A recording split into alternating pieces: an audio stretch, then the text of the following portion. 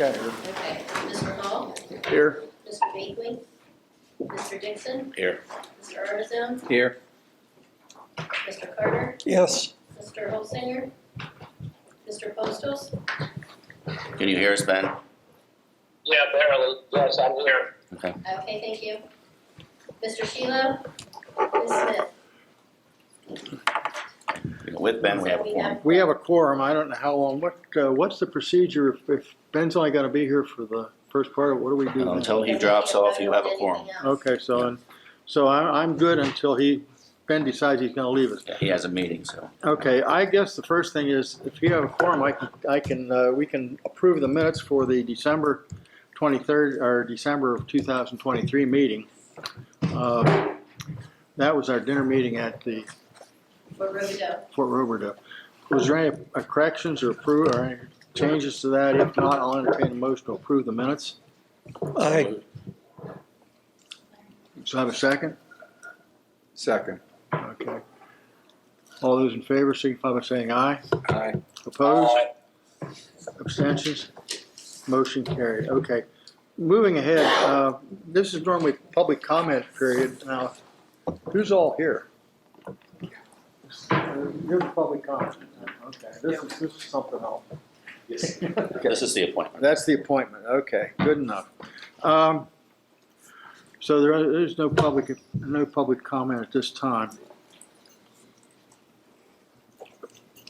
Next item, Amy, this is where we usually, we put this up, we started doing this early because Ben usually had a meeting he had to go to at 10 o'clock. So we probably put in,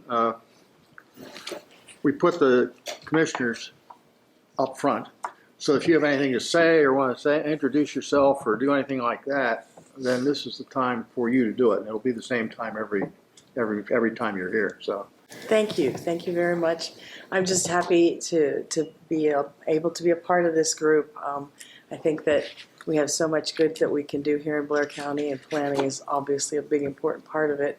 I've been enjoying working with the highways and PennDOT different things over the last few years, and I think this will be a great addition.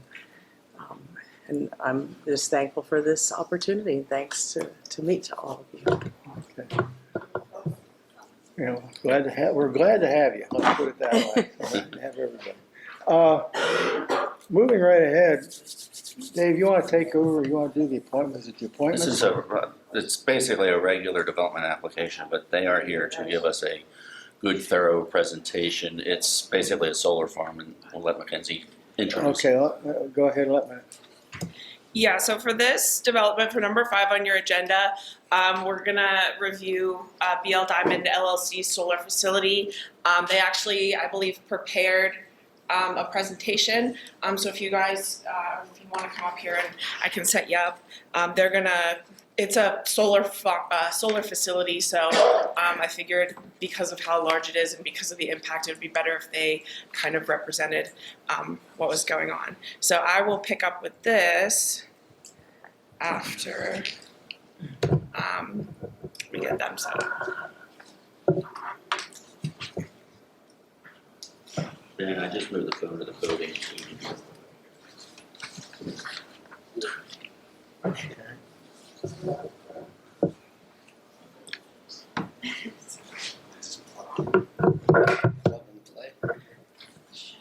how it should be. See, right? There we go. And I apologize, it's on my PDF format. But this is, first of all, hello, my name is Mark Moore from Amplifarm LLC. The project is BL Diamond LLC in Greenfield Township. We had previously met with the Greenfield Township in a pre-app meeting on October 4th, 2022, when we first introduced the project. And we worked on our plans, worked on following all the ordinances. We have our erosion and sedimentation. Our full MPDES package has been submitted to the Conservation District, and we're in technical review right now. And then we do have a Chapter 105 permit as well, so we're just waiting on that. And we've done all our studies for environmental studies and the cultural resources and so on. And that's where we're at right now. And then we did make our submission, I believe it was in November of 2023, and we're here now. But just to provide you all some background information, I have just some high-level presentation of the company and the project site and what we plan to do here. So about the company, Ampliform, with we're headquartered in Ardmore, PA, which is probably 20 miles outside of Philadelphia. So we're a local Pennsylvania company. We try to do everything within Pennsylvania as far as contractors and our engineer, Geotech Engineering Services. They're in Clearfield County. So they have a really good feel of, the local presence and the topography, our streams and environmental factors. And they have a lot of experience in the area, so that's why we partnered with them. And then Environmental Resource Management is our consultant that did the wetland studies and all the field work and so on, and also helped with the local permitting. And Michael Tincher is here from there today, and Nate Whitfield from GEI is here as well. So Ampliform is a pretty well-capitalized company, so that is a very good thing, and the fact that we can afford to procure the equipment and not build a project halfway through. So we already have the panels, we have the racking, we have all the equipment we need, and once we get through our approvals, we'll be ready to go. Once the MPDS packages get final approval and so on, we can begin work there. So we have here, let me just show you, these are some of the partners and some of the leadership team. The investors, Carl Jackson, Jeff Underwood, and Charlie Cilio started the company a while ago. I think they started as Glide Path Ventures, and then it morphed into this partnership with the gentleman on the right, the financial backers and so on. So just a little brief history about them. And then the more important part about the project. So the project's going to be, it's a total 384 acres, the two parcels that we're using. And out of that, we're only going to use 128 acres with our fence line and the limits of disturbance. The site is located in Claysburg, Pennsylvania, Greenfield Township in particular, right off of Heilman Hollow Road, right at the very end of it. And no sewer, no water is required, which is a great thing. And then also with the solar project, at the end of the useful life, if they decide not to put new panels and continue on for another 25 to 30 years, the good thing about solar is you can remove everything. And part of our decommissioning plan that we have, A, with the landowner, and B, we'll work that out with the township or the county. But it is in our lease with the landowner stating we have to remove anything if at the end of the 30-year lease, if they don't want it anymore, we will file for the DEP permit and remove everything. So that's also in the budget to make sure that the landowner is not stuck with a useless project.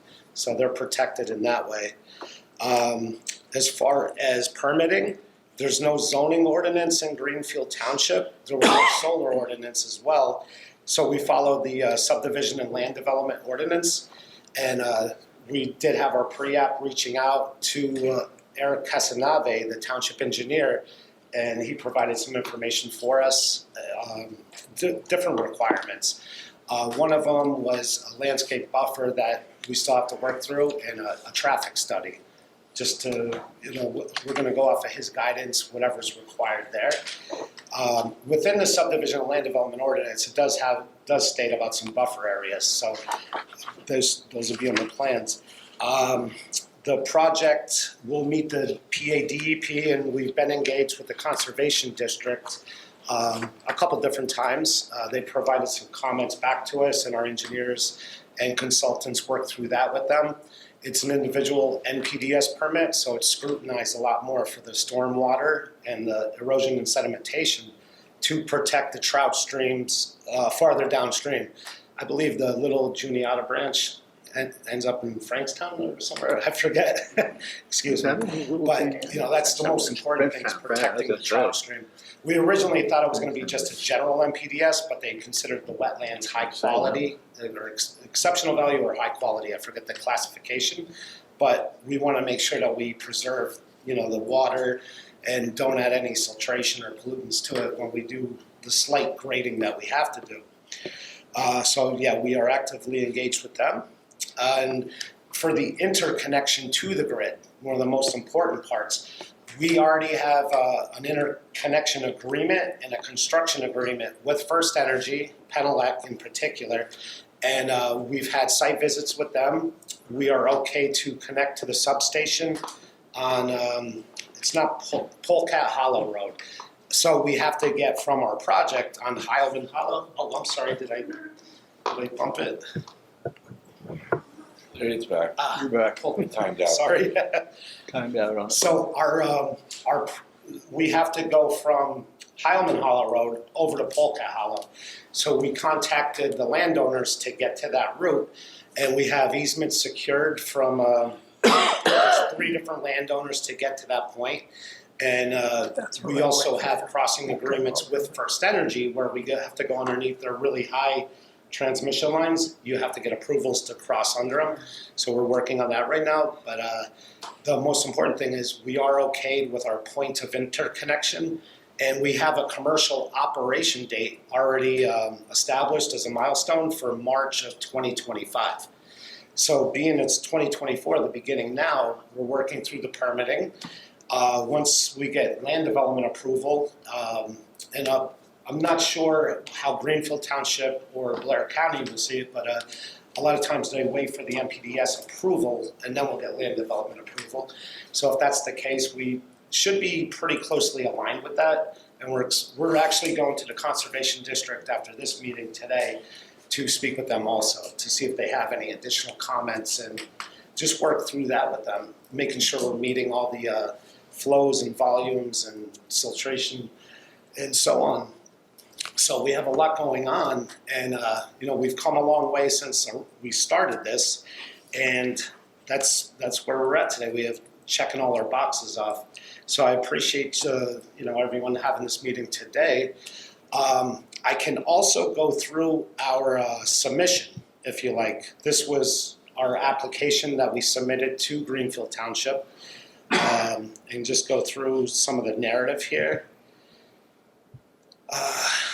Yes, so this is just that, and then right here, there's some other high level. Can you all see that, or you want me to zoom in a little? Is that better? Yeah. Okay. Yes, so this is, you know, the first part is just some high level information, and then it talks about the size of the project, 16.3 megawatt, and that coincides with about 128 acres that we would be using. The 2 parcels are right there that we are using. It's right at 588 and 662 Heilman Hollow. And Mr. Casanave in our pre-app meeting, the way that we were having our access roads go in, we didn't have an access road from one of the parcels, and part of this saldo is each parcel has to have its own access. So we've added that for them. That'll be on the land development plans. So we have 2 entrances to each parcel, and that's we checked that part of the saldo off the box. It's mostly for, there were portions that were densely forested, and most of it was agricultural. So we did do some tree clearing, but it wasn't just this massive clear cut of a forest. It was mostly agricultural fields on a hillside, and it's south facing. So that's why this particular land use here is good, because we're south facing and we can capture more energy that way.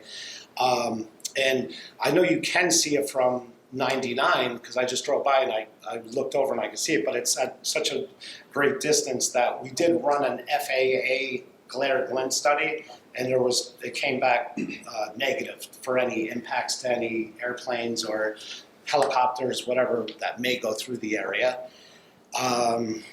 Yes, so we get that there. And the other good thing is, if at the end of those 30 years we have to remove the panels, they're still going to get the the land back and it can then be farmed again. Seed mixes and so on like that are, all of that was on the land development plans. So if you have questions about that, I can turn it over to our engineers and they can answer that. And I believe we use Ernst Seed Mix, which is a Pennsylvania company, because we don't want any invasive species and so on. And we try to use pollinators to help with the bee populations as well. Because I know I live up in Wayne County and we've seen quite a decline in bees. And we need pollination for our agriculture. It's a pretty important part of it. So the system consists of the PV panels, and that's what we convert the energy to. The energy collection systems, we have inverters, and the purpose of the inverters is because DC power is what's generated from the panels. We need to convert it to AC so it's usable for everything here. So we do have inverters, and the noise level on the inverters are placed somewhat centrally within the panels. Depending on how the electrical works out, place them here or here. They're not on the outer edges of the project area. So, and even if they were, the neighbors, they probably wouldn't even hear it. I believe they run at about 650 decibels within 10 feet of it. So the farther you go, it's a very low humming. You're probably not even going to hear it from here to across the street. And we're certainly a good enough distance away from any residences that it's not going to be a factor there. So the panels are from Canadian Solar. We tried our hardest to buy First Solar, which is American made, but you either have to pay for solar such a high markup because there's so much demand for American-made material, and First Solar has contracts with all the big boys, and they get all their procurement from them. So, us being a little bit smaller company, we didn't have the power to just go in and say, hey, we need 30,000 panels when they're getting orders for 1 million panels from all these big companies, and they just didn't have we would have to wait about 5 years to get them. So Canadian Solar is what we went with, and they're actually a very good quality panel, bifacial. So in the winter, which is really nice, with all the snow that we just got, we can actually generate energy from the reflection off the snow coming up to the back of the panel. So much better quality panels. We also use Nevados racking. So what that means, that's what really enables us to build on like a 15% slope. Because the way these torque tubes work and the way they also track the sun, so that's actually adding a lot more energy as well. And with the way that they're designed, we can handle these different slopes, and they tilt and follow the sun and so on. So really good quality equipment that we're using.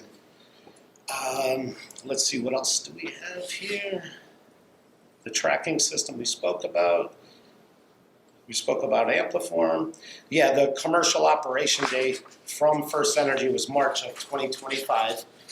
And as soon as we have land development approval, we already have the panels, we already have the racking, it's in a warehouse. So we're kind of taking on a lot of risk because we don't have approval, but it shows how serious we are about this. And as soon as we got the First Energy confirmation that we're good to connect and sell our energy to them, that's when we procured the equipment. So we are ready to go. The construction will take about 9 to 12 months, and we will work with the roadmaster and the township for road bonding, whatever they ask for, and the traffic study as well.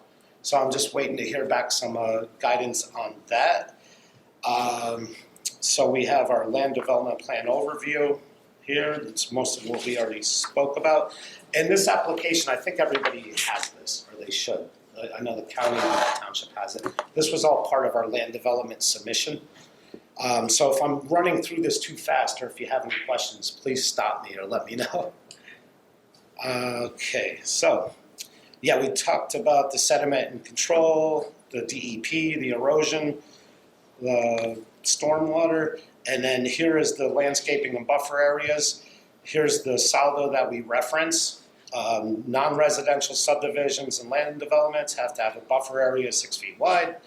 Along residential, 10 feet wide. So we're meeting all of that. And let's see here, a few residences. We are 500 feet from the nearest residence. So I know a lot of people are concerned about that. Other townships and counties I've been in, they want a minimum 100 feet from the foundation of a house to the nearest solar panel. So we're 5 times that, which is, nice. It's a very rural area, as you know. And I believe the way that the land slopes in, it's not really going to affect a lot of residences. Now, obviously, the people in Highland Hollow, we're going to work with them if they want whatever we could do to satisfy what they're asking. We'll work with them. How high are the panels off the ground?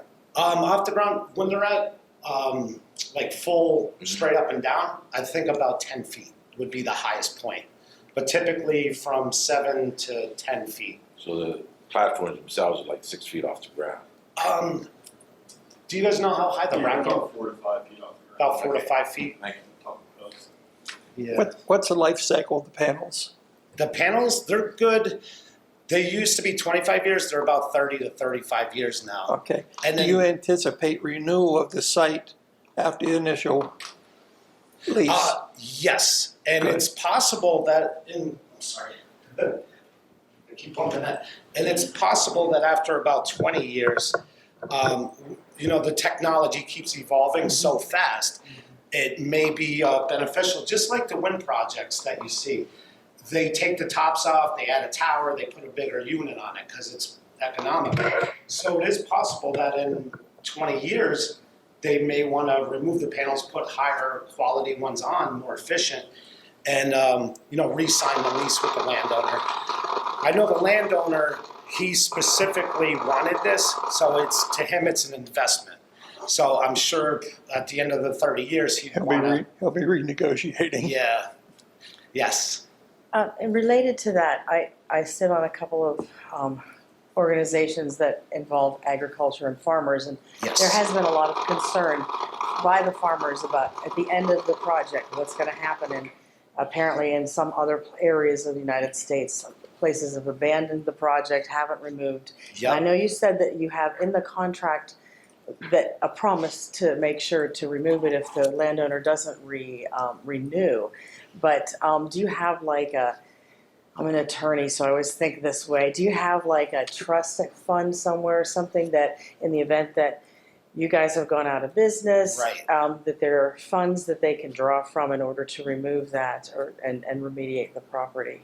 I don't know exactly if we have a fund set up just yet, but I do know, I'm not sure with the township or the county if what the decommissioning language is within the township or county specific. I know a lot of places they want you to do a refresh cost estimate for decommissioning every 5 years so that you can prove that you do have the financial bond and the financial security in an escrow or in a bond for that.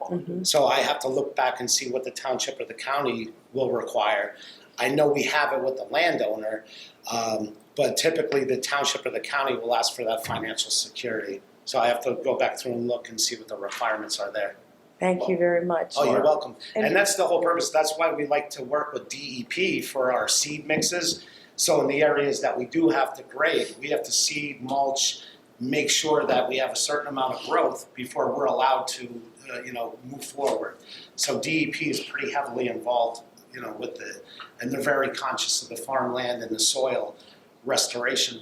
So we try to use like a nice, heavy, thick cover grass, like a red clover or different mixes, that's really going to hold the soil together and not erode and not a problem. So that when, God forbid, say at the end of 30 years or sooner, we have to decommission, the land is, ready to go for farming once again. And we haven't, affected the soil to the point where it's going to take 5 years to restore all of that. Because that's kind of what DEP's forcing us to do anyway. Yes. Yeah, thank you. Thank Mark, to you. follow up on that, you guys have bond. You have bond in your lease, so you have Yes. it bonded. So they're going to put up, surety bond for the complete removal, and it's how their leases are read. It's subsurface removal, so it's actually pulling the posts out of the ground. Okay. So because of the farming, because there's other places that leave the post in the ground and just cut it off, that they have went above and beyond to put that into their leases. Yeah, that's good, because if the posts are still there and they're plowing or something, Yeah. they could get caught up in that. Yeah, because So these posts, these piles, just imagine a guardrail along the road, you know, like the I-beam part that they pound in, that's essentially what these are.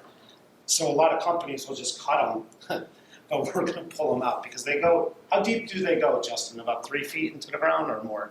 6? And they're about 6 feet. so- About 6 feet into the ground. So Yeah. you can imagine a plow coming through, hitting that thing. Yeah. Excuse me. Thank you. Are you going to have routine ground maintenance? Yes, sir. And we're going to try, I've already started reaching out to local landscape people, somebody that can handle, you know, cutting between the panels and, you know, on the outer edges. Outside of the fenced area, that's the landowner. He can decide who he wants to have. So a local farmer can still hay it. You know, you can still have access, get in there and still hay the remaining 200 acres, or that's not the exact amount, but it's approximately that much. That will be left so they can still hay or plant corn, whatever they want to do on the outside of the fence. Well, I've always realized that planting evergreens usually will help with noise deadening. Yes. Yeah, and I have to look back through, I don't know if it's within here in the Saldo. It just talks about the buffer area. I did it again, am I still there? Typically, a lot of ordinances that I see for townships, they'll have, you have to do 50% deciduous, which would be like a dogwood or, you know, maple, and then a coniferous, which would be the evergreen, at least 50%, and then however far spaced apart in the minimum height. So that's what, you know, following the Saldo, what it says here, that's what we're going to do along the non-commercial area and then the residential area to further shield it from visual and also the sound too, sir. Switch the ends. And then here it does talk about the type of mix that we use. Oh, I'm sorry. It's a steep slope planting mix that we're using. So it's specific to a little bit steeper slope, I believe between 8 and 15% slope. The seed mix is it's a deep-rooted, like I was just talking about with the red clover and so on, to help, you know, bolster that so it doesn't just run off. Let's see here. And approximately 79 acres were that slope range where DEP recommended we use that type of seed mix in those areas, and then a meadow planting mix in the areas that are a little bit less steep. And that's what they recommended. Let's see here. And then traffic again. I know we come off of a state road onto Highland Hollow, which is a township road. So again, you know, whatever the township asks of us for road bonding, we'll cover that, no problem. And, you know, we'll take a video of Highland Hollow Road so that we can show and then talk to the township, say, yes, we owe you, I don't know, a mile of paving, or certain areas are a little bit roughed up. But we'll take care of that, and we'll make sure about mud and debris and so on our exits out of the project area, because, you know, it's construction, so there's going to be some mud on tires and so on. And the biggest part, and I know the public, the neighbors, as with any construction, everybody in the beginning of the construction, they're like, oh my God, you're invading our area with all these trucks and so on. Once we get everything on site, there's really not a lot of trips, not a lot of construction traffic. So once it's operational, you might have the maintenance for cutting the grass. You know, that's a small pickup truck with a few mowers. We'll have maybe an electrical truck come in every now and then to check all the sensors and so on. And that's the other thing too. First Energy requires a pretty robust protection system, fault tolerances, and we have sensors all over these things, so we know when a panel's out, it's not functioning. Because obviously we want to get the maximum output we can. So anytime there's a panel that's malfunctioning or something wrong in our system, we're going to get out there immediately and fix that, just because it's to our benefit. And then First Energy, again, they have quite a long list of requirements that we will follow for protection, for the sensing, the metering, and so on.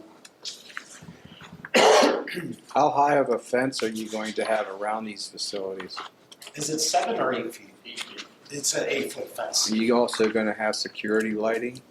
The lighting, they typically don't want lighting. The artificial lighting, nobody likes it. So we have signs that are required that will have whatever the ordinance says every so many feet. And I don't believe we have any lights planned, just because it affects the locals and they don't want more lighting. Well, the only reason I ask is because around this area, it's been notorious that, substations and that would get hit by robbers stealing copper and stuff. Oh, good point. Yeah. I mean, we'll put in whatever you guys ask for, or the township asks for. I mean, that would benefit us also. I mean, if they're Yeah. brave enough to go into a substation and steal copper, I'm sure they're brave enough to go in Yeah. there and steal copper. Yeah, there's definitely less chance of getting electrocuted on Yeah. our end than a substation. Yeah, That's pretty scary. Yeah. I don't give me a know. pair of dikes. So some of the benefits that of doing a solar project as opposed to townhouses or a Walmart supercenter and so on, which I think we probably have enough of, we're not straining the resources for sewer, water, and having to make roadways that are paved everywhere, and then worrying about additional runoff that's going to impact the high quality waterways in the trout stream. Because typically when you have pavement, it's just going to the velocity and the flow creates more havoc than what we're doing. At least with the solar panels, you have it can infiltrate all the runoff on the panels. It's just going to infiltrate into the ground. You're not going to have like this massive sheet flow of water running off, which is a benefit as well. And we're minimizing site grading because of those trackers that I was talking about. So with the capability of them being able to bend, and I forget how long the torque tubes are. I don't know if you guys know, but the way that the racking works, we can go over like undulations on the topography, and we don't have to grade as much. So that's a huge benefit as well. You didn't happen to bring any What's pictures? this thing? Maybe Yeah, I think the other thing is we want to move along here too. We got a little wall on everything. I could try this one. I'm sorry about that. This Dell. They're wired. Let's see if this one works. I think it's coming. There we go. Okay. Sorry, folks. Yeah, I think. So, Yeah, okay. Let's. right. So the other thing too is that with the solar project, we did check in ahead with the Blair County Comprehensive Plan, and what we're doing does align with that. And that's number 2 here: the generation of clean renewable energy without using water, emissions, and excessive waste products. And we do have the confirmation letter here, the plan conformity. If anybody, I don't think we submitted that as part of it. But the Alleghenies ahead and all of that, we have that here. So we are trying to align with everything and make sure that we're benefiting and we're aligning with your comprehensive plan for the bunch of years to come ahead. Is just a letter DEP, so we'll get all of that and work with the DEP. And then again, once constructed, there's little to no demand on the township infrastructure and services. The other thing too is we will meet with the local fire department and emergency services and I would like to plan a site visit with them so that they can see the site and they can be familiar with it. And to be honest, batteries are more of a danger than solar panels, so I want to let you know. And we have no batteries on here because battery storage, everybody's worried about that, because just the way the technology is. So we have no batteries, we just have the panels. And I've researched extensively on fire safety.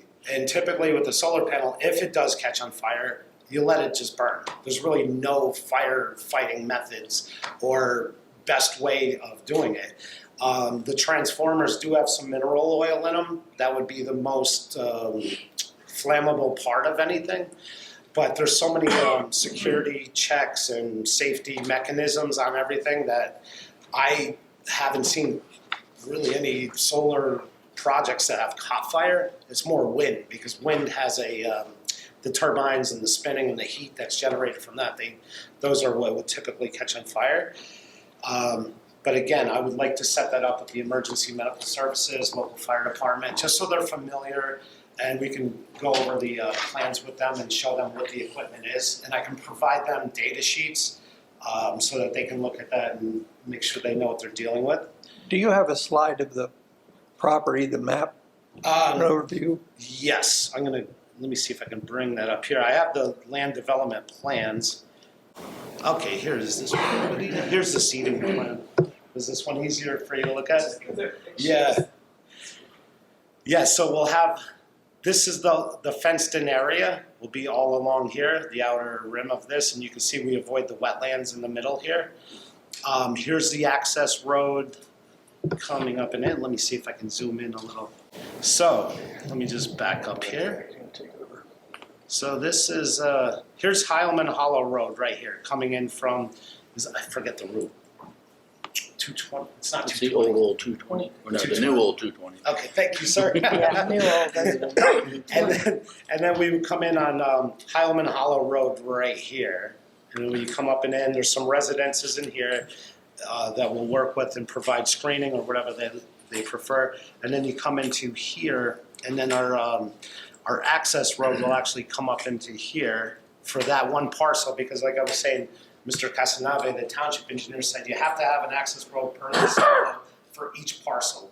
So that's what we did here. We have it there. And then over here, where the end of Heilman Hollow Road is, we actually have one access road coming up into here for this array area here, and then another access road here that comes up into the top portion. And let me just scroll out a little bit so that you can see that. So the access road, this is a fairly steep hill right here. So we drive up along it, come up into here. This is the old farm, the tractors where they used to get up into here and do their thing. And so here's the fenced in area right here for this portion on that property, 050, I believe, the first parcel. And we're avoiding all these wetlands through here because we don't want to impact them. And then here is the property line right here for the adjoining property. So you can see we're pretty far away from that. And then we're avoiding all the streams and wetlands on that southernmost portion. When we come back up into here, and again, here's Heilman Hollow Road coming in, our access to get up into this portion here, this small fielded area. And this is all a fielded area here too. That's why we use that, so that we didn't have to cut as many trees in there. And then this portion up in here, this is kind of on top of a, kind of like a plateau, but you can't see any houses down south. I believe Ski Gap Road would be down in this area over here where the township building is. So yeah, there's no impacts to anyone around there. And you can see there's no residential areas in there. It's all fielded or wooded over in there. And then this is kind of like a hollow that comes down in where the stream is and so on. And this slopes down into there. This slopes down into there. Again, this is Heilman Hollow Road here, just for reference. This magenta line right here, that's the transmission line, the 115 kilovolt line from Penelec. So we are maintaining our distance away from their easement. You know, we're not encroaching into Penelec area, so if they have to repair their 115 kV line, they have plenty of room to do it. We're outside of their easement area. Let's see here, can you see? Distance to the nearest house, I don't know if you can see that, 600 feet. Here's house one, and that's how far away it is to there. And we have our temporary laydown areas shown on our plans. And you can see how we have our AC cables coming through. I believe we're going above ground to not impact this wetland here. Yeah, these plans, there's a lot going on these plans, so I apologize. It's a little hard to decipher, but the engineers are good at what they do. So that's how we're connecting there.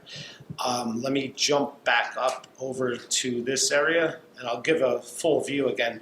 So we talked about our access road for this area. We talked about this area here.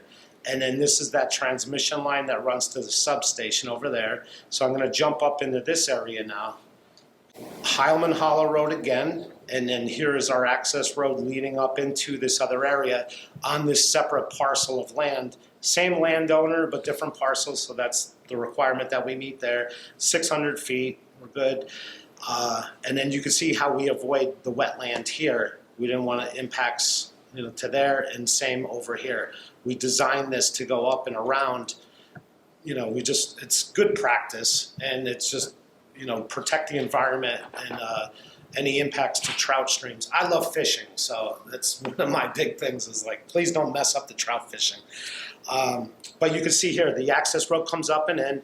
These are inverters right here, these little square blocks that you can see. So you can see how we try to centrally locate them because it's just a better electrical design anyway. And then from there, you have collection cables that'll come into the main line and then out to the substation. But you can see how far away these are from any residence. So noise is going to be very, very minimal. And then farther up on the project, you can see there's a stream here we're avoiding this area here. This was a pretty challenging design for GEI and Mr. Tincher to make sure we're not impacting wetlands and we can actually make this work, and it's a good design, and we're optimizing the electrical as well. So you can see all of that, and then again, this magenta line here, that's the transmission line from Penelec, and we're right here. I believe the property line is over here. Let's see, and then again, this is the Chamberlain properties over here, and we have an easement secured with him to run our line, and I'll show you our generation tie line. That's what we call it, the cables that collect all the energy from the inverters, from the panels. That has to get to the substation somehow. I'll go over that route with you in 1 second. I just wanted to show you again. The distance to the Chamberlain's home is 642 feet. So from there to the panel right here. So we're a pretty good distance away from them. And plus they sit down in a hollow as well. So they won't even see this because it's up on the ridge and they're way down here. So they're not even gonna see it. Okay, so how does all this get to the substation? So, and I'm sorry about the busyness of this here. AC means alternating current cable, and this is where we run parallel. This is Penelec, so we're just gonna continue on with our run, and you can see it going here. We run parallel to it, and then when we get, and we have this easement right here for the Chamberlain property that's secured, and they're paid already, and everybody's happy. When we get to here, this is, I think, is this Island? I forget the name of the landowner here, but she would not allow us to continue this way, go into the substation, so we had to cross here. I'm gonna cross right there, come down into the Chamberlain's property, and then this property here is Kunzman, and we have an easement secured with them as well. Right here is Chamberlain Road that is off of Polecat Hollow Road that comes up in here. It's just a gravel road for the Chamberlains and the Kunzmans. So we get here and then we just follow Chamberlain Road all along here, avoiding the wetland.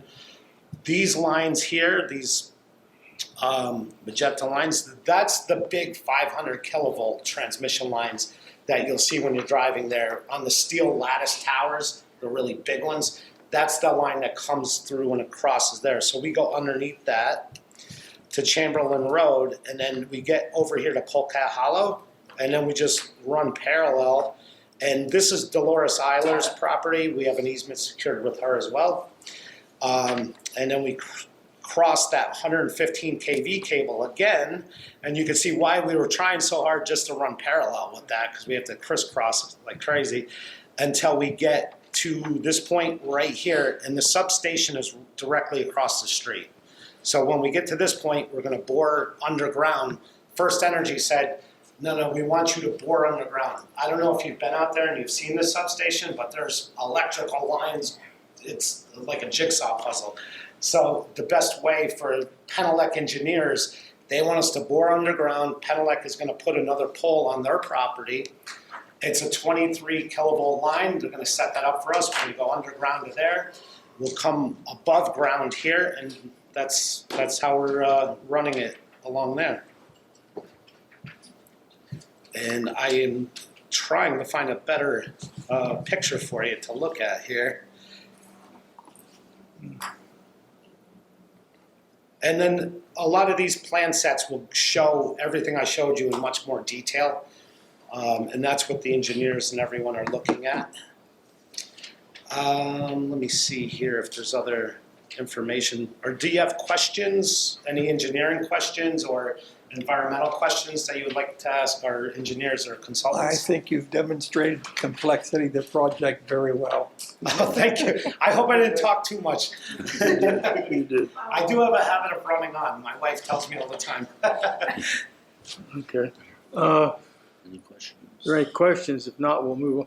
What, Mackenzie, what do you have to do? We have to, So, like you had already mentioned, it was consistent with our comp plan. Our only comments were about the landscape buffers as well. And also, you had mentioned that Greenfield Township doesn't have a solar ordinance, but they adopted one in July of 2023. So Oh. I know. So I just checked it yesterday, because I was pretty sure when we had met with them last year, they had said that they were working on one. They adopted it in July of 23, which just has information about the like the long-term use and what to do to decommission. But other than that, I would just double check with that. But other than that, Okay. I believe it's one of the boilerplate ordinances Yeah. that's circulated, Yeah, so yeah, I we don't think there's any probably meet surprises.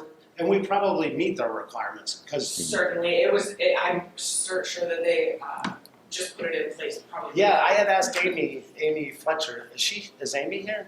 Did she come? No, she was very nice. The township secretary. I had asked her about that back in 2022 when we started doing diligence. I said, "Do you want help working on it?" Because we go in our other project out in Washington County. We approached Smith Township and we worked with them and helped them write the ordinance.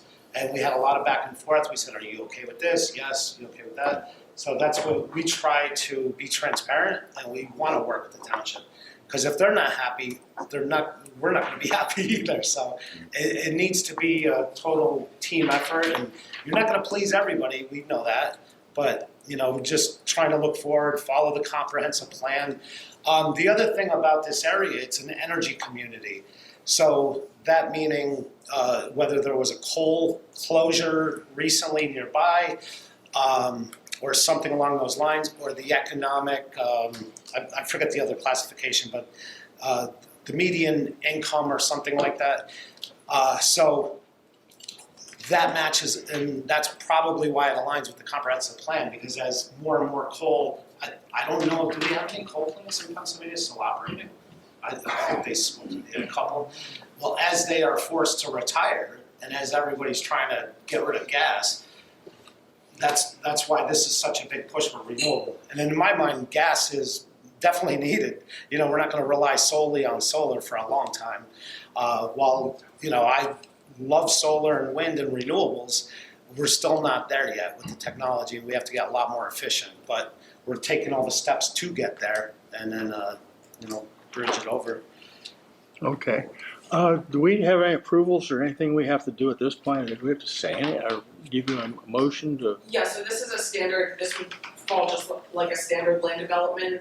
It's just that we had, we invited them to come in to explain it just because of the complexity of the project. Okay, So just like anything else on the agenda, it's number 5, so it does need to be voted on. so I can ask for a motion to approve the staff recommendations and actions as presented in item 5 of the agenda. Correct. Do I have a motion to that effect? So moved. Do I have a second? I'll second. Okay, Pick one. pick one. Okay. All those in favor signify by saying aye. Aye. Opposed? Abstentions? Motion carried. Okay. Good luck. Thank Good you. luck. Thank Thank you Yep. so much for Good this. project. And Now, as you does can that- see, we're very serious. We have the commercial operation date that we have to meet once we get through the approval, and we're going to the conservation district now to give them whatever they want, because that's how it should be. They're nice enough to hear us, as you are as well. Is that- Thank you, folks. are- If you have any questions, please reach out to me. I'll get, Mackenzie has all my information. All Thank right, you very good much. enough. And if, because I know it's pretty complex, so if you do have additional questions, please ask. Does, is Ben disappearing now? No, this is Still here. great. Thank you. Okay, because I'm Oh, gonna say, yeah, exactly. I mean, how do you explain all that? No, seriously, I know. Trust me, I would have been up here like, Right, 3 more land developments. Thank you very much. Now, and Wes has something, we can probably let you go. oh, you're gonna make him stick around, okay. All right, Mackenzie, item 6 on the agenda, moving right ahead. All right. Ben's still with us. Ben is still with us, so Okay, so number he's awful 6. quiet though. Number 6 on your agenda is for the Comcast Telecommunications Center. This is located along Lamppost Lane, which is right behind the CNB Bank off of Plank Road, kind of across from Sam's Club. This is for the construction of a 1,400 square foot telecom facility with associated gravel parking. And right now it's on an existing grass lot. So it's for this lot right here. This is the CNB Bank, Plank Road, Lamppost Lane, as you can see. Okay. Access to the site is from a 24-foot wide gravel drive off of the existing improved private drive, which is asphalt here. And then it opens onto a gravel parking area with a 6-foot wide concrete walkway along the front of the building here. Proposed parking for the site is 4 standard gravel parking spaces as well as 1 concrete ADA accessible space, which should be adequate for the nature of the development. No landscaping plans were included. However, they did include an 8-foot high chain link fence that's proposed around the perimeter of the disturbed area, which should make for a more secure site. No lighting plan or photometrics were included. We did recommend that any lighting installed at the site would be shielded and directed in a manner that would prevent glare onto the neighboring properties. Environmentally, as you saw on this map here, there were prime agricultural soils on the property. However, they shouldn't be a significant concern with regard to the proposal because the surrounding site already exists for similar development. So no potential farmland is going to be converted. This here and this property that is behind it is actually the cemetery.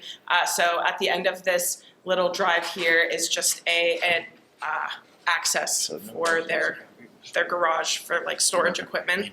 The site is located within the Beaver Dam branch.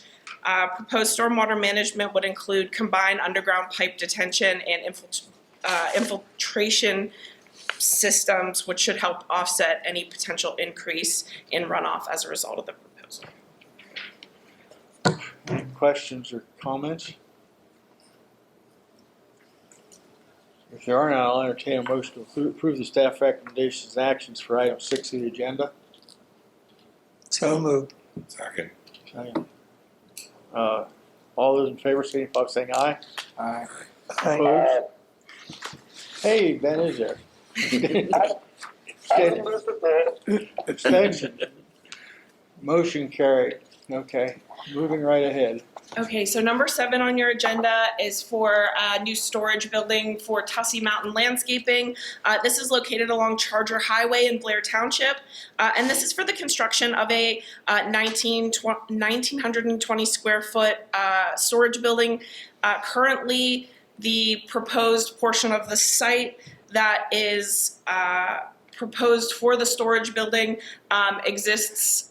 That's right here, and they currently store outdoor equipment on that portion of the site anyway, so it exists right now as a gravel lot. No change in the site's overall access is proposed, and access to this proposed storage facility here would be through the existing gravel drives that are already at the site. No landscaping plans or lighting plans were provided. However, there is existing lighting at the site. Environmentally, like you could see in this map here, portions of the site are located within the 100-year floodplain, and generally we do not recommend development within the floodplain. However, because this site is already used for outdoor landscaping storage, and it's already impervious surface, the proposed storage building is proposed to be installed using flood vents in order to allow potential floodwaters to flow through or flow underneath. And so because that's the BMP, or the best management practice for developments of that nature in that site type, that would be, we wouldn't necessarily oppose that development. The site's located within the Frankstown branch of the Juniata River watershed. The narrative specifies no change in the site's overall stormwater runoff. However, we did recommend the developer consult with Blair Township because of its location, at the top of the mountain, as well as the ISC to kind of coordinate any stormwater issues that fall outside of just Blair Township. Are there any questions or concerns? If none, I'll entertain a motion to approve the staff actions and recommendations of item 7 on the agenda. So moved.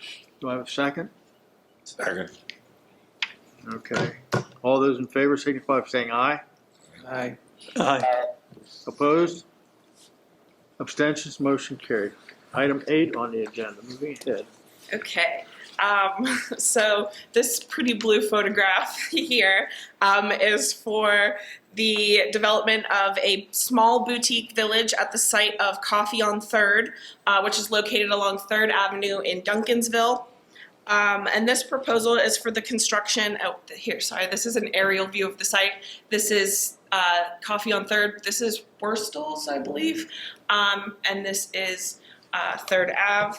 And this proposal is for the construction of 3 12-foot by 20-foot boutiques, a 12-foot by 16-foot greenhouse pavilion, and a crushed stone path. And this would be behind the existing site of Coffee on 3rd. Additional site improvements would also include significant landscaping improvements, as you can see along here, as well as stormwater management.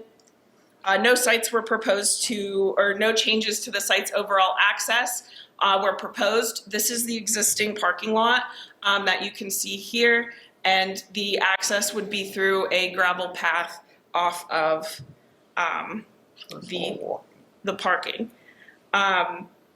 The plan indicates that there are currently about 20 parking spaces at the site, which appears to be adequate for the existing use.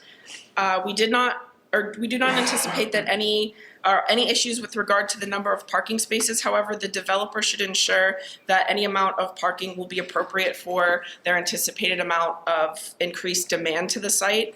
So depending on how much, traffic Coffee on 3rd typically has, how full their parking lot typically is, the addition of a small boutique village that may only be used a couple weekends out of the summer. I'm not sure how much, increased parking would be necessary to recommend at the site.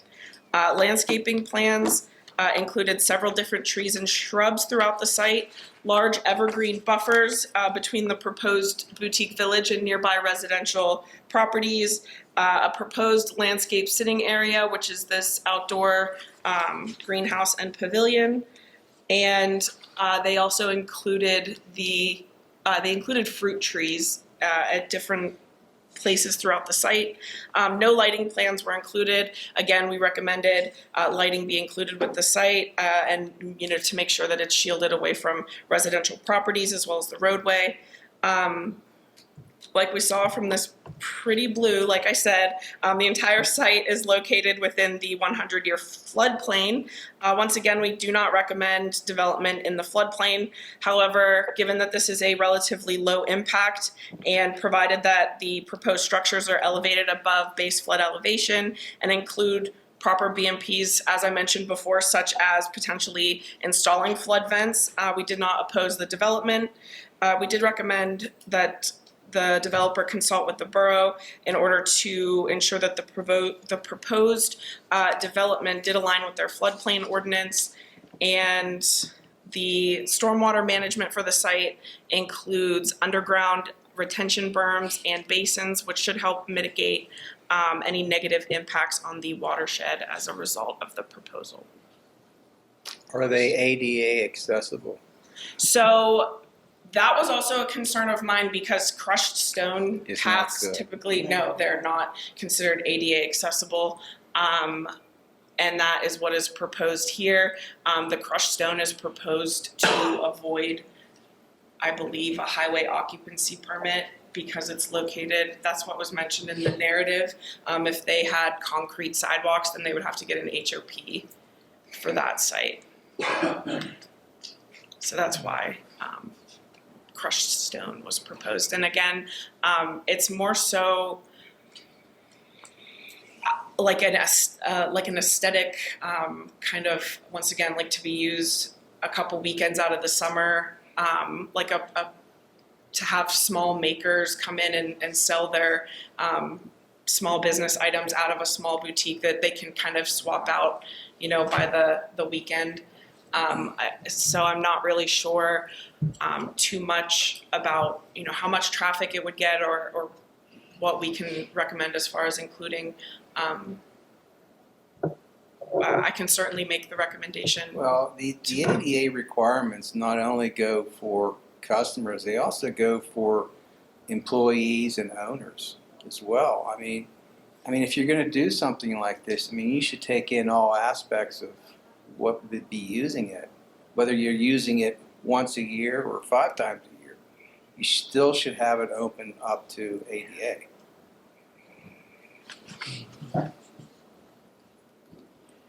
So basically what you're saying, you would probably at this point, because of lack of ADA compliance, it would be inconsistent with the comprehensive plan. Yes. Okay. So, would paving bricks would be okay or not? Yeah. Is that, Well, they're trying to avoid. yeah, I believe. Well, There is a they're all very, trying to very avoid things. fine Yeah. crushed stone Right. that is ADA compliant, but it's fun to maintain. I'm saying that sarcastically. Yeah, okay. We used it at the park and they finally ended up paving it. It was such a pain in the neck. Pain in the bricks ass. can't all that. So macadam, Bricks are okay if you keep them smooth, if they heave. Yeah, they're out yeah. of compliance. It's the same idea. so macadam sidewalk or? We can certainly make the recommendation for ADA consideration. I think you need to make that, and then, but I'm not, we blanket can say it's inconsistent, but. I will mention that if they do put impervious surface on the site, it is, again, that recommendation was made because it's in the floodplain as well. Okay. So they're trying to minimize the amount of impervious surface that they're creating at the site because its location in the floodplain and how significant the floodplain impacts the site. So, a crushed stone path is less impervious surface than, say, concrete, like a sidewalk. But if there is like macadam or something like that is fine enough that can be ADA accessible, Yeah. once again, certainly I will make the recommendation because I do think that would make it consistent with our comprehensive plan. I make a motion we not approve it. Amy had something. I just had a question. I'm over at Hollidaysburg at Legion Park where the parking area is for the play park. There's some sort of a grid stuff that's down that helps keep whatever, whether it's gravel or whatever, it helps keep it in place to some extent. Maybe something like that would work. I don't know. That's just a suggestion. Well, even Nature Works Park has a That could, that That's- could be. very fine Oh, gravel. yeah, right, yes. Yeah, It's the yes. same I forgot gravel we about that. used at the park I worked at. Yeah, that works. They right finally well gave there. up on it. It was such a maintenance headache. But yeah, there is gravel out there that's ADA compliant. And They currently have, I'm sorry. I was just gonna say, I'm not sure if that's what they're using. They just specified crushed stone. Mm. So it could, for all I know, be that kind that is ADA accessible. It wasn't mentioned. Again, I can make the comment to include consideration for that and to ensure that is what is being included there. Yeah, can you phrase that approval based on using conditional, appropriate ADA conditional gravel. based on addressing ADA compliance? okay, with, what the pathways surfaces are gonna be and how they're gonna be, what they are. Whether, Well, and if the buildings are elevated, they're gonna have to figure out how to get yeah, people. well, they in the got, yeah, they buildings. gotta be 18 inches, right, above whatever. Well, they're gonna flood need plain. ramps. So they're gonna have to have a ramp up into them, and that's going on. Some sort.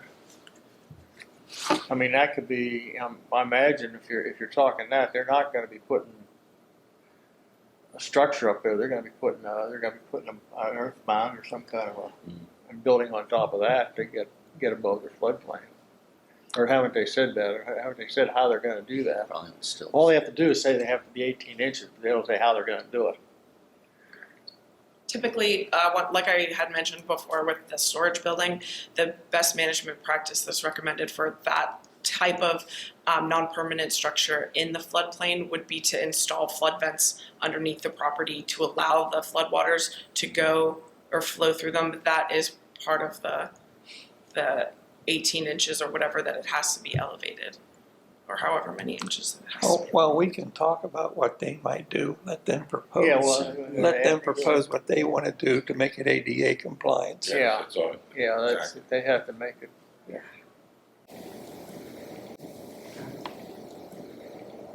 That's what I'm gonna do. Yeah, okay, so now, what's the motion? Motion would be Well, I made the motion to turn it down until they give us a proposal on On ADA. how to make it ADA compliant. Do we have a second? Or, I think you seconded it.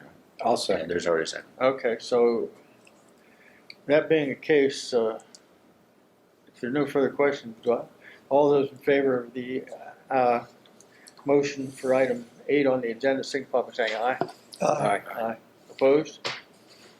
Okay, so motion carried, abstentions, motion carried. So you have to go back to them and say, you gotta make it ADA compliant. So my question is this one that you would like to re-review? Yes. Yeah. Yes. Yes. We need to do 12 before we lose.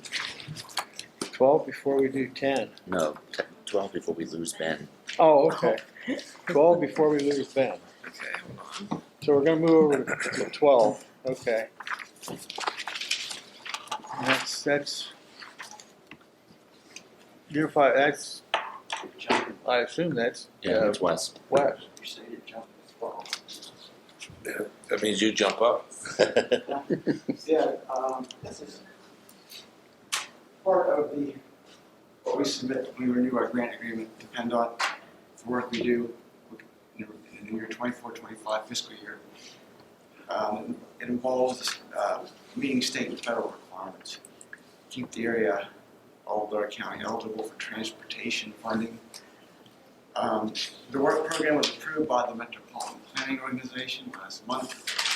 It was attached for your information as part of the packet, just to show you what the work is involved and the funds available. That's on the last page is the funding, and I'll just be brief and say that's it unless there's questions. All right, so the only thing this is your annual This is our annual income. from annual PennDOT. thing, annual income letter. So if there are no questions, I'll entertain a motion to approve the Unified Planning Work Program as presented. So moved. So I have a second. Second. Okay. All those in favor signify by saying aye. Aye. Opposed? Abstentions? Motion carried. Okay, moving. That was easy. Okay, now we go back to item 9. Right? Yeah.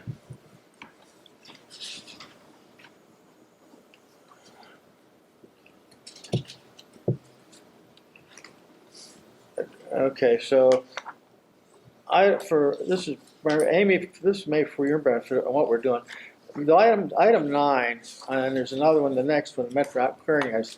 There are things that come into the Planning Commission that don't really require that we do this full order review that we just went through with some of these other projects. There are things like you see up there, the lot splits, the mergers, Yeah. small additions, lot changes, property line changes, whatever, that the staff handles. And these get sent out to the board members via email. So you'll be getting inundated with these as it come through. So what we do is that we ask that the people review them and talk to, and then call Mackenzie or address them with Mackenzie. And then we come down, we usually do a blanket approval of something in effect, say having looked at these, you've had a chance to review them. Do I have a motion to approve the staff recommendations and actions of item 9 on the agenda? So moved. Do I have anything? So there's that. Do I have a second? Second. Okay. All those in favor signify by saying aye. Aye. Aye. Opposed? Abstentions? Motion carried. Okay. Now, the next one down here, item 10, normally there would be something similar to the development applications that we did, where we do reviews that come through from municipalities. And those are things that maybe things to be, for example, would be say a zoning ordinance change, or that's one example, and it's the primary one. But things that and these are the ones that the local municipalities get paid out of their local share. Then in addition to that, then there's the same sort of thing that we just talked about. There are things that don't rise to the level of needing a full review. They just the things like letters of support for grant applications, for approvals for permits, or things that they need a letter of support of some sort. And so these get sent out again to the board members by email. And if board members have any questions or concerns, they address them to Mackenzie, and then we come through. We come down to this level, and we ask for, okay, you've had a chance to review these. You got them by email, et cetera, et cetera, et cetera.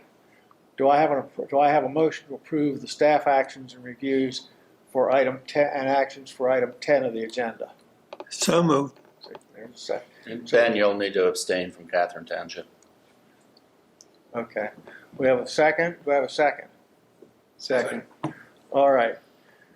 All those in favor signify by saying aye. Aye. Opposed?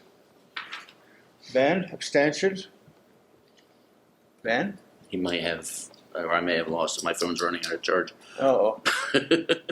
Okay. We'll put Ben down as an abstention for yeah. I think he's about ready to disappear anyway, isn't he? Yeah, I ran out of charge. It's literally shutting off as I'm holding it. Okay, so Way to go, Dave. We just made it. Yeah, that was the last thing I needed. so that's all right. Ben, put down Ben as an So we abstention actually on have item board. on Yeah, he had to stand from it anyway. All right, moving right It's the ahead. first time we haven't had one. Man, this is getting, well, that was a little loose. First time for First time for me too. All right, moving right ahead. Item 11, that has to be Sherry. Both Dave and I, we worked on the Act 167 grant application for stormwater plan to DEP, and they awarded us the $30,000 grant. So we will have to execute the grant agreement. However, there's electronic setup through Keystone Login that you and I discussed before the meeting. So we'll have to get that taken care of first before the grant actual grant award notification signatures can go through. That's all electronic through the state. So the chairman and the secretary treasurer have to do the signatures on those. So we'll be doing a tech meeting probably next week. So it has to be submitted by February 9th, and then that will execute through their internal offices and then come out for the actual agreement. One of the things we've been doing this training, we've been actively, we brought Sherry on board primarily as a grant writer now. She does a whole bunch of other stuff. Yes, she does. She's doing an awful lot She's of other been very things helpful for us. besides doing grants. But what was it? You had 19 or 20? 15 Grants. grant applications to Out- local out. shares Wow. that I submitted back in November. So will affect a lot of municipalities in the area. So that was very time consuming, but very, very interesting. So I learned a lot just in that last quarter from September to November. So I have a couple grant applications that are possibly going in the Assistance of Firefighter Grant, the AFG, that's a FEMA grant for fire apparatus equipment and PPE. That just opened, it's gonna open on Monday. Those grant applications have to be submitted by March 8th. And then I have some municipal grants that might be going into the new USDA community facilities COVID money. The Department of Economic Development just emailed that out on Tuesday. I had actually emailed the regional director last week regarding funding for one of our boroughs. She usually gets right back to me, and it was sitting, and then here on Tuesday she sent out this email and she wrote me another email and said, I didn't respond to you because this program will directly impact what you're requesting. So I thought that was kind of cool. She kind of kept that in the background until that was officially released. So she's pretty. It seemed like it was a good recommendation. The project they were going to put together for one of the boroughs to update their community facility. So I'm excited for that one. Okay, and for your information, okay, this is kind of this is a two-edged sword for us, in the sense that if we get all the things that Sherry's out there with, we need more staff. Yeah. That's going to be where we're at. Second problem on that, and then is that with that, we've already bumped Mackenzie up, and so we're looking for somebody that an entry-level planner to do these routine staff reviews, the ones like the letters of support and stuff for lot splits and that have to be done. So we're looking for that. So we're kind of, if we would get everything we've put out there, we would be looking for staff, and then we run into the problem of where we find them. What we were discussing. Yeah, before. where we find how much we pay them.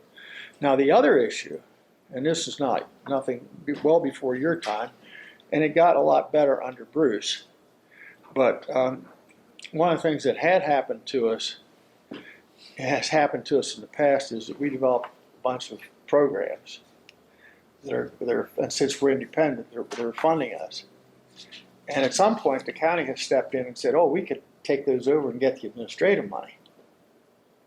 And we can't continually do that. If we're going to develop a program, we have to recognize some of the benefits of having gotten the program financially to keep the doors open, to keep our doors open.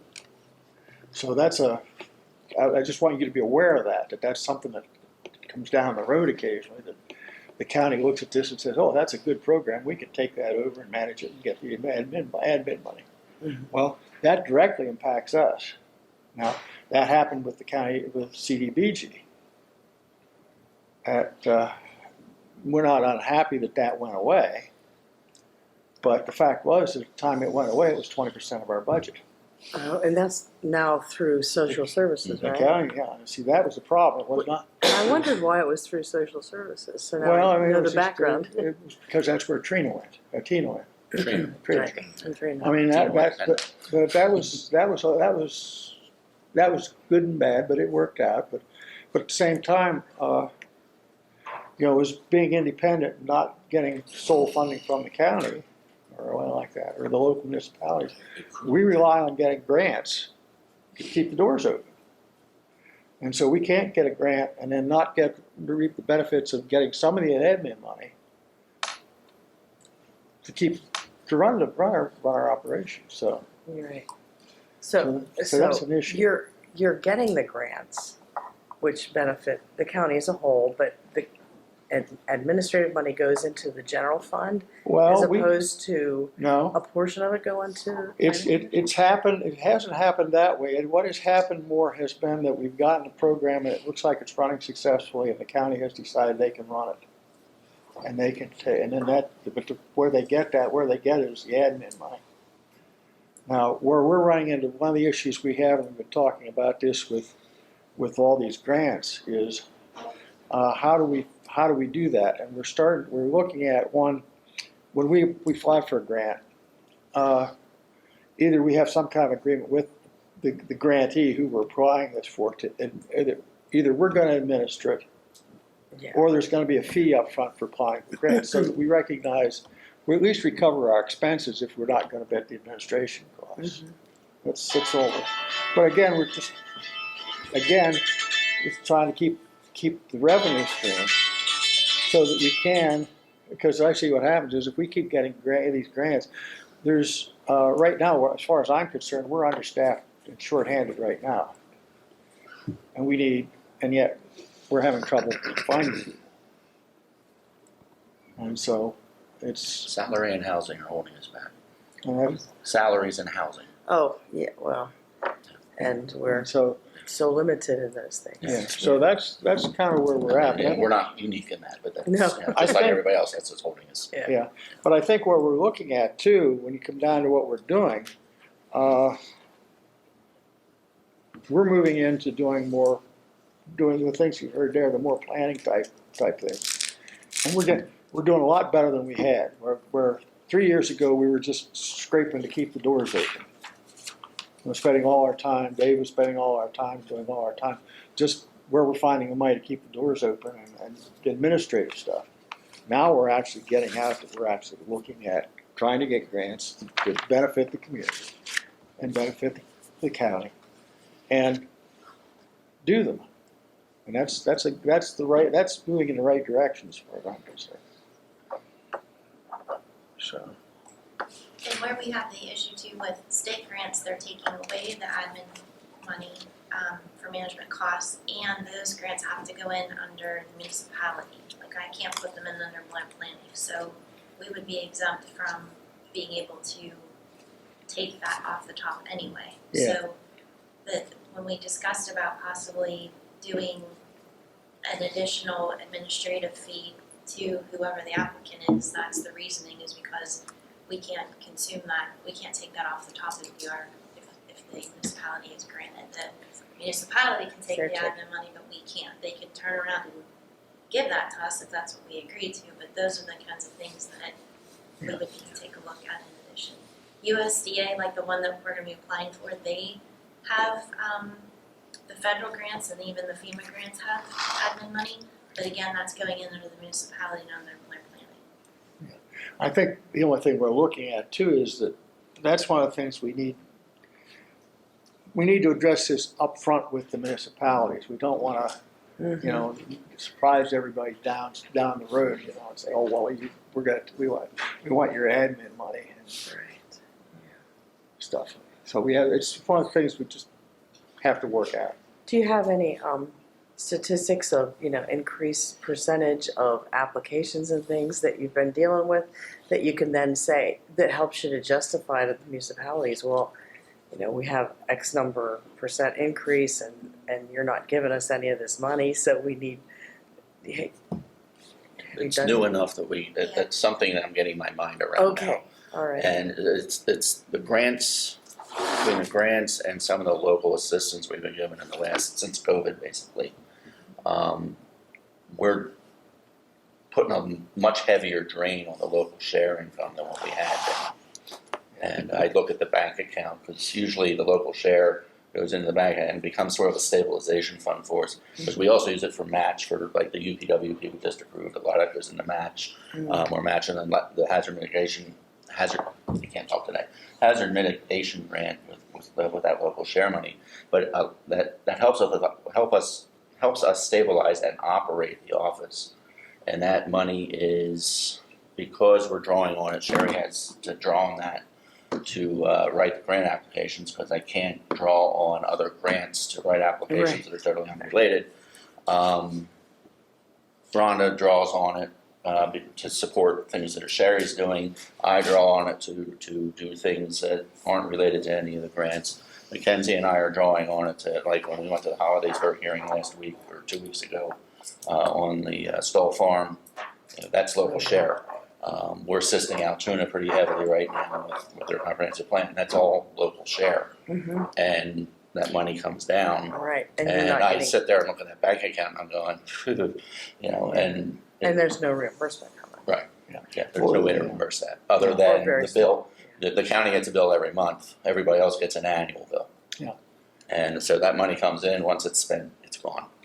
The other problem we have, and we've had it for years, and it's to me it's almost unsolvable, is that in reality, if you look at where we are with the local share to other counties and other municipalities, it's totally inadequate. It's probably half of what it should be. But at the same time, it's the catch-22. You can't really go to these local municipalities and say, we're going to double your contribution. It's just not going to happen. So we have been looking at some alternative funding arrangements for how we do this, but and that would include maybe a flat fee per year and then you get so many billable hours, if you want to call it that, for your local share money.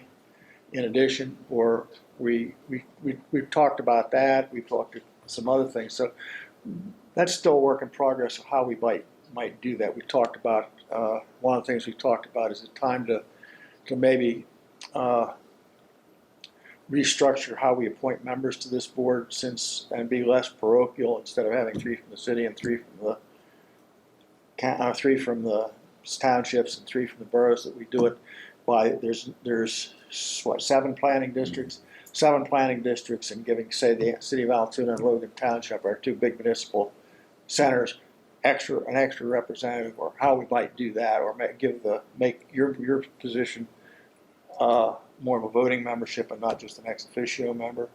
So there's a whole bunch of those kind of things we've been thinking about and looking at. We haven't really done anything about them.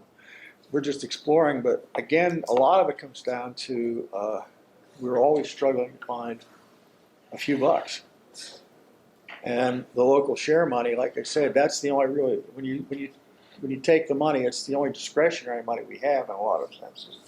So if you have you come in here with a good project that your local municipality wants to do, and particularly you get into some of the smaller townships, some of them are contributing as low as $50 a year. You know, they don't get, that's an hour of service somewhere, maybe. If that. If that, yeah. And so we just try to figure out how we can, and the larger municipalities, like the city of Altoona now, they have a legitimate beef, if you will, that they're subsidizing some of these smaller municipalities. And so we've been trying to, and to be honest with you, I don't think we've come up with an acceptable or a good one that's going to work yet. We've talked about a bunch of things, but we haven't really come up with anything that looks. Well, how much is the city's local share, Dave?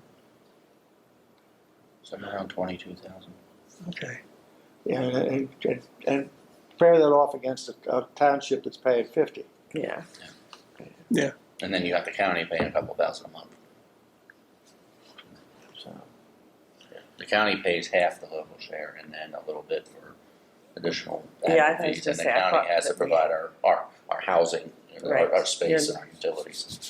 So, And I can sympathize, and I know even I can know where we'd go, knowing how the county Probably haven't increased it 20 fine tunes their budget. If you came in and said, well, we need you to double your share or something, it's not going to fly. Yeah, we're going to say, where are we going to get it? Yeah, that's exactly and it. so is all the other. So is everybody 25 else. So is Exactly. everybody else. So that's the reason when we say we're going out and get grants, that we like to get some revenue from the that administration of that, just so we can Well, that makes sense. make sense. Yeah, rather than taxing people, it's better to get Yeah. this, administrative fee. So, Well, it sounds more like a contract between the municipality well, I think that's and where Blair we're County, heading. where you actually take I a think that's what it percentage. is. Yeah. that's where we're That's where we're heading. we're looking at when we apply for what we're saying up front is if you come in and you want us to write a grant, we look at the grant and we see how the administration is set up, and then you say, okay, do you want us to administer it for you, or do you want to pay us a flat fee on a contract basis to write the grant for you?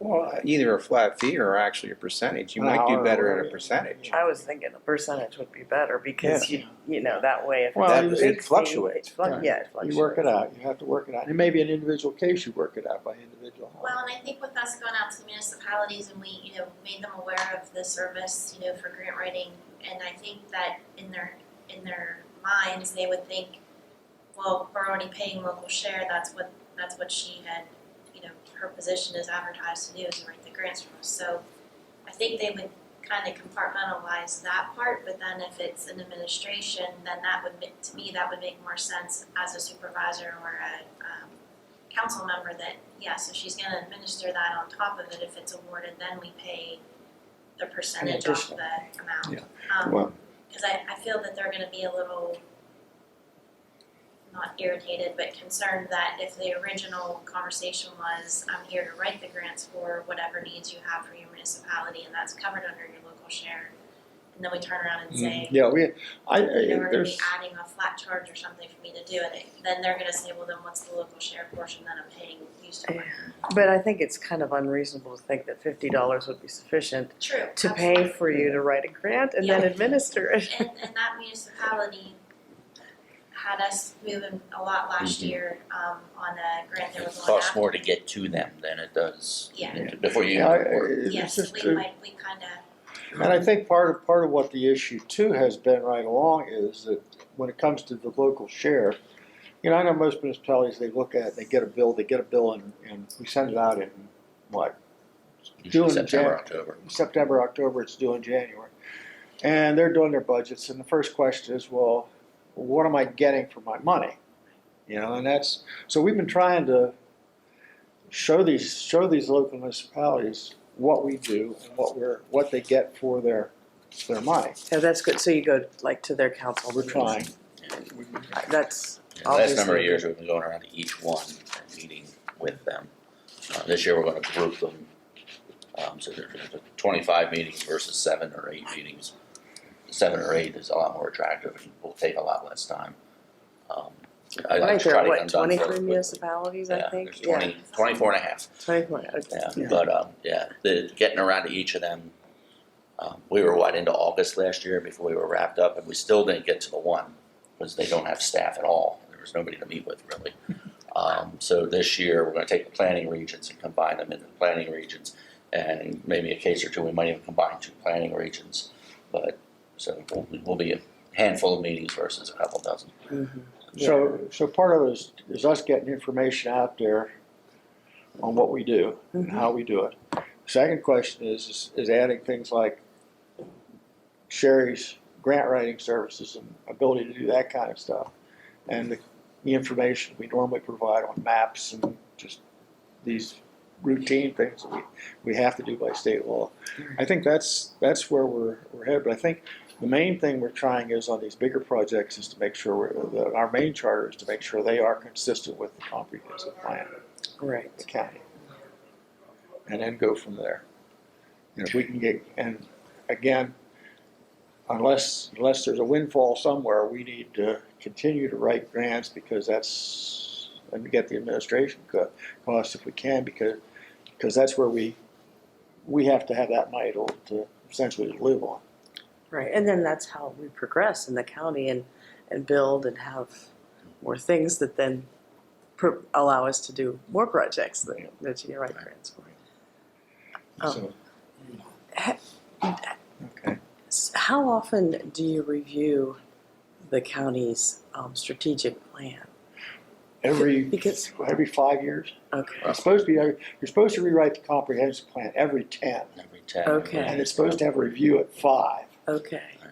Because, you look around and you see things change and we probably need to adjust. But We will say that this last comprehensive plan, this one in Allegany's ahead, which is probably up for review. And Actually, I looked at it last Yeah. year. We are actually on track with it. It didn't really take too much to tweak that's because the way CZB wrote it, in those Yeah. big areas, yeah, they it wrote got it. us started. So like broadband is moving That's a big where one. broadband needs to move.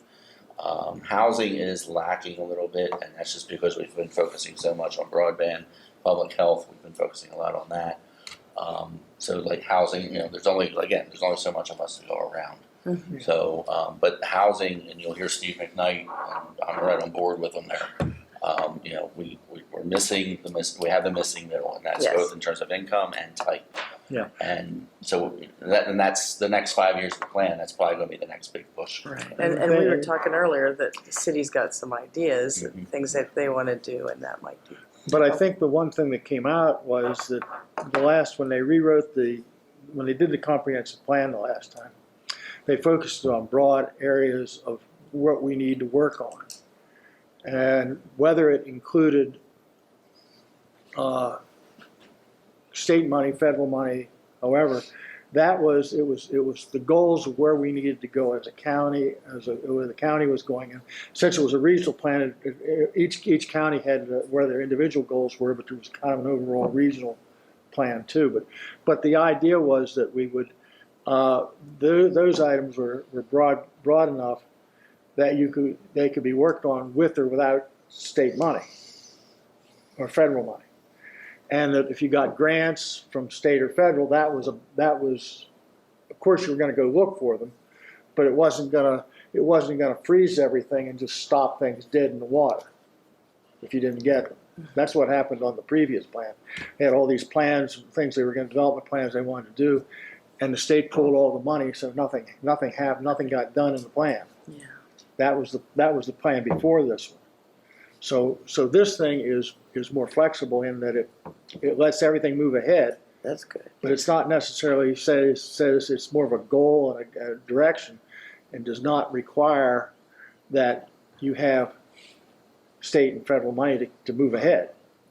It's nice, you want it, you're going to go look for it, you're going to try and get it if you can, but it's not going to prevent you from trying to move ahead if you don't get it. And that's where that current plan is.